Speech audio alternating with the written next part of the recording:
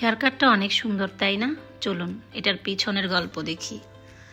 আজকে একটা ক্লায়েন্ট দেখেন, উনি মাথা না আশ্রাইতে আশ্রাইতে ওনার চুলে এরকম জটের চাকা করে নিয়ে আসছে এবং কয়েকটা সেলুনে গেছে, সবাই ফেরত দিয়ে দিয়েছে।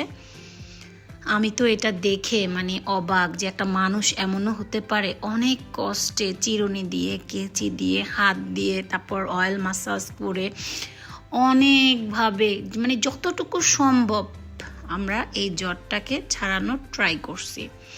তারপর ভালো করে নিয়ে ইভেন সে কয়েকদিন শ্যাম্পুও করে না, এটার মধ্যে অনেক ময়লা জমেছিল।